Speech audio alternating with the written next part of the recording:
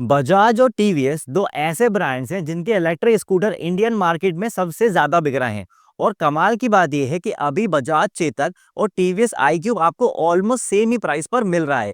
तो जाहिर सी बात है, बहुत सारे लोगों को कंफ्यूजन होगा कि इन दोनों में से कौन सा इलेक्ट्रिक स्कूटर लेना सही डिसीजन साबित होगा। तो चलो आज कंपेयर कर लेते हैं बजाज चेतक 3501 को आई क्यूब 3.4 किलोवाट से। सबसे पहले बात कर लेते हैं कीमत के बारे में। चेतक 3501 का एक शोरूम प्राइस है 1,27,200 रुपए और इसमें टैग पैक के लिए आपके पास दो प्लान अवेलेबल हैं। पहला है 5,000 रुपए का। इसमें टैग पैक की वैलिडिटी जो है वो लाइफ टाइम की होगी, लेकिन इंटरनेट कनेक्टिविटी आपको 1 साल के लिए मिलेगी। दूसरा प्लान है 7,500 रुपए का। इसमें भी आपको टैग पैक की वैलिडिटी लाइफ टाइम के लिए मिलेगी, लेकिन इंटरनेट कनेक्टिविटी इसमें 5 साल के लिए मिलेगी। दोनों ही केसेस के अंदर इंटरनेट खत्म होने के बाद आपको इसे रिन्यू करना होगा और उसके लिए 1,300 रुपए देना होंगे 1 साल के लिए और 4,000 रुपए देने होंगे 5 साल के लिए, ताकि आपको इंटरनेट एक्सेस मिल सके। वहीं अगर हम आई क्यूब 3.4 किलोवाट की बात करें तो इस गाड़ी का एक शोरूम प्राइस है 1,36,628 रुपए, पर ये ऑनलाइन डिस्काउंट के बाद आपको लगभग 1,25,000 में मिल जाएगी। दोनों ही व्हीकल की कॉस्ट में ज्यादा डिफरेंस नहीं है। अच्छी चीज ये है कि टीवीएस में अलग से सॉफ्टवेयर अपग्रेड नहीं लेना पड़ता, जबकि चेतक ने यहाँ कुछ एथर वाली स्ट्रैटेजी यूज करी है, जिस वजह से टैग पैक थोड़ा सा कॉम्प्लिकेटेड लग रहा है। अब देख लेते हैं कि इस प्राइस में दोनों ही ब्रांड्स आपको क्या क्या फीचर्स ऑफर कर रहे हैं। अगर हम बैटरी की बात करें तो चेतक 3501 के अंदर आपको 3.5 किलोवाट का बैटरी पैक मिलता है। इस गाड़ी की आईडीसी रेंज 153 किलोमीटर की है। एक्चुअल रेंज आपको 120 किलोमीटर के आसपास मिल जाएगी। इस गाड़ी को 0 से 80% चार्ज करने में आपको 3 घंटे का समय लगता है, क्योंकि इसके साथ आपको 950 वाट का चार्जर मिलता है। वहीं आई क्यूब के अंदर आपको 3.4 किलोवाट का बैटरी पैक मिलता है। इसकी क्लेम्ड रेंज 100 किलोमीटर से एक्चुअल रेंज भी आपको 100 किलोमीटर मिल जाती है। इस गाड़ी को 0 से 80% चार्ज करने में आपको 4.5 घंटे का समय लगता है, क्योंकि इसके साथ आपको 650 वाट का पोर्टेबल चार्जर मिलता है। एक चीज यहाँ पर जान लो कि इन दोनों ही व्हीकल्स के अंदर फास्ट चार्जिंग का ऑप्शन अवेलेबल नहीं है, मतलब कि आपको इन्हें पोर्टेबल चार्जर से ही चार्ज करना होगा। तो अगर आपकी डेली रनिंग ज्यादा है और आप कहीं रुक के फास्ट चार्ज करने का प्लान बना रहे हो तो ये दोनों ही व्हीकल्स आप लोगों के लिए नहीं है। अब अगर अपने कंपैरिजन पर वापस आए तो बड़ी और इम्प्रूव बैटरी होने का बेनिफिट चेतक की रेंज में साफ देखने को मिल रहा है। इसके अलावा ज्यादा कैपेसिटी वाले चार्जर की वजह से इसका चार्जिंग टाइम भी आई क्यूब के मुकाबले काफी कम है, लेकिन क्योंकि ये ऑनबोर्ड चार्जर है इसलिए आपको इसमें अर्थिंग का इशू आएगा। तो यहाँ पर सीधा सीधा चेतक विनर है। अब बात कर लेते हैं मोटर के बारे में। चेतक के अंदर 4 किलोवाट की पीएमएसएम साइड माउंटेड मोटर मिलती है। इस गाड़ी की top speed 73 kilometre per hour है। 0 से 40 जाने में से 4.8 सेकंड का टाइम लगता है। वहीं आई क्यूब के अंदर आपको 4.4 किलोवाट की हब माउंटेड मोटर मिलती है। इस गाड़ी की top speed 78 kilometre per hour है और 0 से 40 जाने में से 4.2 सेकंड का टाइम लगता है। देखो, दोनों ही व्हीकल के अंदर मोटर सेटअप में बड़ा डिफरेंस है। जहां आई क्यूब के अंदर आपको लिमिटेड यूजेस वाली हब मोटर मिल रही है, वहीं चेतक के अंदर उससे ज्यादा यूज केस वाली साइड माउंटेड मोटर आ रही है। यही वजह है कि आई क्यूब को आपको अच्छी रोड कंडीशन पे यूज करना होगा, जबकि चेतक को खराब सड़कों पर भी यूज किया जा सकता है। लेकिन टीवीएस ने इस सब के बावजूद आई क्यूब के अंदर थोड़ी ज्यादा पावरफुल मोटर दी है, जिस वजह से एक्सेलरेशन और टॉप स्पीड में चेतक से ये आगे हो जाती है। वहीं चेतक ने पहले के मुकाबले अपनी मोटर को और ज्यादा अंडर पावर कर दिया है। तो जहां एक तरफ चेतक के अंदर अच्छे मोटर सेटअप का बेनिफिट मिल रहा है, वहीं दूसरी ओर आई क्यूब के अंदर अच्छी परफॉर्मेंस मोटर का पॉइंट मिल जाता है। तो मेरे हिसाब से यहाँ पर मामला टाई हो रहा है। पर यहाँ पर एक ध्यान देने वाली चीज ये है कि टीवीएस आपको इस प्राइस रेंज में भी हब मोटर का सेटअप दे रहा है, जबकि टीवीएस एक बहुत बड़ा ब्रांड है, तो उनको अपने व्हीकल के अंदर पीएमएसएम मिड ड्राइव या फिर साइड माउंटेड मोटर दे देना चाहिए। अब अगर बूट स्पेस की बात करें तो चेतक के अंदर आपको 35 लीटर का बूट स्पेस मिलता है, जबकि आई क्यूब के अंदर आपको 32 लीटर का बूट स्पेस मिल रहा है। भाई, यहाँ पहले के मुकाबले एक बड़ा चेंज आ गया है। आई क्यूब को लेने का एक बड़ा रीजन ये था कि इसमें आपको एक अच्छा खासा बड़ा बूट स्पेस मिलता है, जबकि चेतक के अंदर छोटा बूट स्पेस आता था। लेकिन अब गेम बदल गया है। नए फ्रेमवर्क की मदद से चेतक ने बूट स्पेस को बढ़ा दिया है और साथ ही आगे 5 लीटर का ग्लव बॉक्स भी दे दिया है। तो यहाँ बिना किसी डाउट के चेतक एक ज्यादा बेटर ऑप्शन है। अब बात कर लेते हैं कर्व वेट के बारे में।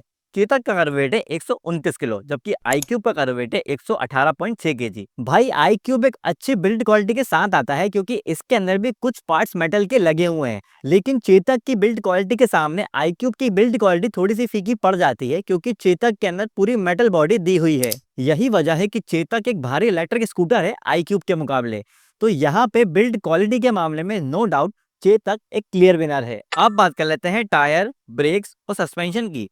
चेतक के अंदर फ्रंट में आपको 12 इंच का अलॉय व्हील मिल जाता है, डिस्क ब्रेक मिलता है, लीडिंग लिंक सस्पेंशन मिलता है, जबकि रेयर में आपको 12 इंच का अलॉय व्हील मिलता है, ड्रम ब्रेक मिलता है और सिंगल साइड सस्पेंशन मिलता है। वहीं iQube के अंदर आपको 12 इंच का अलॉय व्हील मिल जाता है, डिस्क ब्रेक मिलता है, टेलीस्कोपिक सस्पेंशन मिलता है और रेयर में आपको 12 इंच का हब व्हील मिलता है, ड्रम ब्रेक मिलता है और ट्विन शॉक एब्जॉर्बर मिल जाता है। अच्छी चीज ये है कि दोनों ही ब्रांड्स ने अपने व्हीकल के भारी वजन को ध्यान में रखते हुए फ्रंट में आपको डिस्क ब्रेक ऑफर करे हैं, लेकिन एक्चुअल में डिफरेंस है सस्पेंशन सेटअप के अंदर। जहां iQube के अंदर आपको ड्यूअल सस्पेंशन का सेटअप मिल रहा है, वहीं चेतक के अंदर आपको वही पुराना सिंगल साइड सस्पेंशन आ रहा है। तो इस हिसाब से हायर स्पीड पे चलाने के मामले में iQube का सस्पेंशन एक बेटर सेटअप लगता है। हालांकि नए चेतक के सस्पेंशन में क्या इंप्रूवमेंट करी गई है, ये तो भाई चेतक चलाने के बाद ही पता चलेगा, लेकिन यहाँ ड्यूअल सस्पेंशन सेटअप होने की वजह से iQube एक ज्यादा अच्छा ऑप्शन बन जाता है। अगर हम डिस्प्ले पे नजर डालें तो चेतक के अंदर आपको TFT टच स्क्रीन मिल रही है, जिसमें फुल मैप नेविगेशन, कॉल और music control, adjustable sensitivity, document storage, sequential blinkers, speed lock, hill hold, remote immobilisation, over speed alert, theft alert, geo fencing और एक्सीडेंट डिटेक्शन जैसे फीचर्स मिल रहे हैं। जबकि iQube के अंदर आपको 5 इंच का LCD डिस्प्ले मिलता है, जिसमें आपको internet connectivity, Bluetooth through app, incoming call alert, OTA updates, turn by turn navigation, park assist, anti theft alert, geo fencing और क्रैश और फॉल अलर्ट जैसे फीचर्स मिल जाते हैं। भाई चेतक जो कि आउटडेटेड डिस्प्ले के लिए जाना जाता था, उन्होंने पहली बार टच स्क्रीन डिस्प्ले ऑफर कर दिया है और कमाल की बात यह है कि इसमें काफी प्रैक्टिकल और यूजफुल फीचर्स भी ऑफर करे हैं। जबकि iQube ने लाइनअप बड़ी करने के साथ ही अच्छे खासे फीचर्स को डिस्प्ले के अंदर इंट्रोड्यूस कर दिया था, लेकिन चेतक ने यहाँ एक बाजी आगे बढ़कर खेली है। अगर आप टच डिस्प्ले लेना चाहते हैं तो आप चेतक ले सकते हैं, लेकिन अगर आप नॉन टच डिस्प्ले लेना चाहते हैं तो भी चेतक ने अपने डिस्प्ले में टच डिसेबल करने का ऑप्शन दिया है। तो मेरे हिसाब से अपनी इमेज को ब्रेक करके इम्प्रूव और इनोवेटिव फीचर्स देने के लिए चेतक 3501 यहाँ पे एक बेटर ऑप्शन बन जाता है। अब बात कर लेते हैं वारंटी के बारे में। चेतक ने आपको व्हीकल और बैटरी के ऊपर 3 साल और 50,000 किलोमीटर की वारंटी मिलती है। इसमें आप 6,000 रुपए एक्स्ट्रा देके बैटरी के ऊपर 5 साल और 70,000 किलोमीटर की एक्सटेंडेड वारंटी ले सकते हो। जबकि iQube के अंदर व्हीकल और बैटरी के ऊपर स्टैंडर्ड वारंटी आपको 3 साल और 50,000 किलोमीटर की मिलती है। सेम वही 6,000 रुपए एक्स्ट्रा देके बैटरी के ऊपर आप 5 साल और 70,000 किलोमीटर की एक्सटेंडेड वारंटी ले सकते हो। भाई यहाँ वारंटी के मामले में कोई भी डिफरेंस नहीं है, ऑलमोस्ट प्राइस और सारी कंडीशंस बिल्कुल सेम ही है। एक डिफरेंस है बैटरी के ऊपर एक्सटेंडेड वारंटी के अंदर, जहाँ चेतक में आपको 4 साल और 5 साल दोनों ही ऑप्शंस अवेलेबल हैं। तो मेरे हिसाब से यहाँ पर सारी चीजें बराबर ही हैं। अब बात कर लेते हैं दिल टूटा बाइकर के कंक्लूजन की। अभी फैमिली स्कूटर कैटेगरी के अंदर ये दोनों ही ब्रांड सबसे ज्यादा आगे हैं और लास्ट 2 मंथ की सेल्स रिपोर्ट के हिसाब से तो ये टॉप 2 ब्रांड्स बन गए हैं। अब सवाल ये आता है कि कौन से ब्रांड का इलेक्ट्रिक स्कूटर लेना ज्यादा सही फैसला है। तो देखो ये दोनों ही स्कूटर्स अच्छे हैं, इनमें कोई ऐसा बहुत इश्यूज नहीं आ रहे हैं जो बाकी ब्रांड्स के इलेक्ट्रिक स्कूटर में आते हैं। लेकिन कौन से ब्रांड का इलेक्ट्रिक स्कूटर लेना चाहिए ये डिपेंड करता है आपके यूजेस के ऊपर। जैसे कि मैंने पहले भी बताया कि अगर आप फास्ट चार्जिंग वाला ऑप्शन देख रहे हो तो ये दोनों ही स्कूटर्स आप लोगों के लिए नहीं है, क्योंकि इनके अंदर सिर्फ पोर्टेबल चार्जिंग अवेलेबल है। लेकिन अगर आप पोर्टेबल चार्जिंग वाला इलेक्ट्रिक स्कूटर देख रहे हो और आपकी रनिंग उन जगहों पर ज्यादा है